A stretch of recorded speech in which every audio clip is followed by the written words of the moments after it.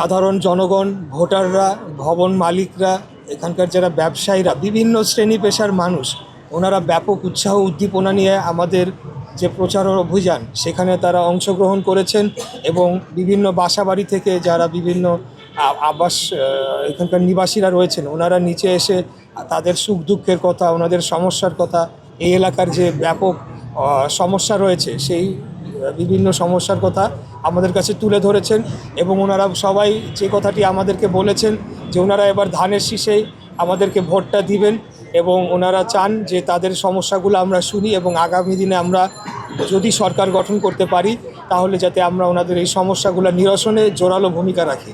আমরা অত্যন্ত আশাবাদী।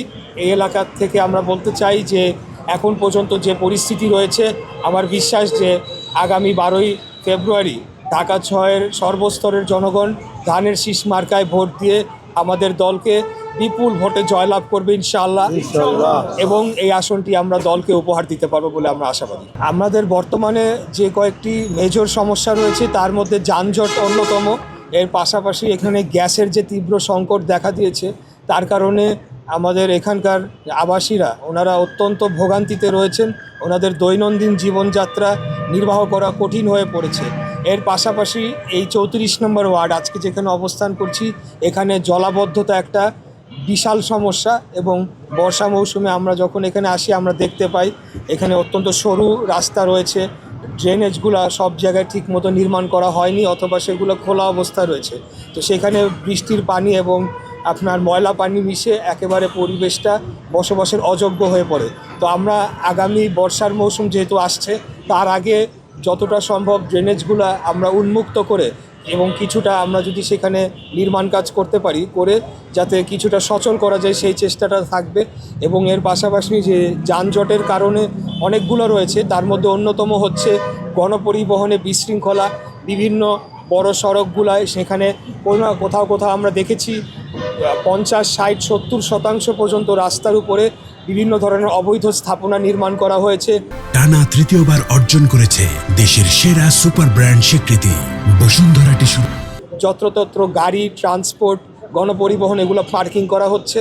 তো আমরা সেইখানে শৃঙ্খলা ফিরিয়ে আনতে চাই এবং বিভিন্ন যে সরু রাস্তাগুলো সেগুলো কিভাবে ওয়ান ওয়ে সিস্টেম করে ট্রাফিক ফ্লোটা আরও স্মুথ করা যায়, আরও আপনার যান চলাচলটা আরও সহজ করা যায় সেই কাজগুলো আমরা করব যাতে করে এই যে দীর্ঘক্ষণ ঘন্টার পর ঘন্টা জনগণ যানজটে তারা বসে থেকে তারা নাকাল হচ্ছেন সেখান থেকে তাদেরকে কিছুটা রিলিফ দেওয়া যায়। এছাড়াও আমাদের এখানে বর্জ্য ব্যবস্থাপনা একটা বড় সমস্যা। এই বর্জ্য ব্যবস্থাপনা সঠিকভাবে না হওয়ার ফলে যেখানে সেখানে ময়লা ফেলে রাখা হচ্ছে, বিভিন্ন রেস্টুরেন্ট পাড়াগুলায় দেখা যাচ্ছে কমার্শিয়াল ওয়েস্টগুলোও ডাম্পিং হচ্ছে রাস্তার উপরে। তো আমরা সেই ব্যাপারেও কাজ করতে চাই যেহেতু সেটাও আবার বৃষ্টির মৌসুমে একটা সব মিলিয়ে একটা দুর্বিষহ পরিস্থিতি তৈরি হয়, তাই আমরা সেই বর্জ্য ব্যবস্থাপনাটা নিয়েও কাজ করব। এর পাশাপাশি আমাদের এখানে বিভিন্ন ধরনের দূষণ রয়েছে, শব্দ দূষণ, বায়ু দূষণ, পানি দূষণ, সব মিলিয়ে একটা পরিস্থিতি খুব ভালো নয় এবং রাস্তাঘাটের ঠিকমতো রক্ষণাবেক্ষণ না হওয়ার ফলে দীর্ঘদিন যাবৎ এগুলা ভেঙে চুরে কোনো জায়গায় অনেক বড় খানাখন্দ হয়ে পড়েছে, সেখানে হাঁটাচলা করা যায় না, সেখানে গাড়ি ঘোড়া চলে না। তো এই বিষয়গুলো নিয়ে আমরা ইনিশিয়ালি একটা রিলিফ দিতে চাই।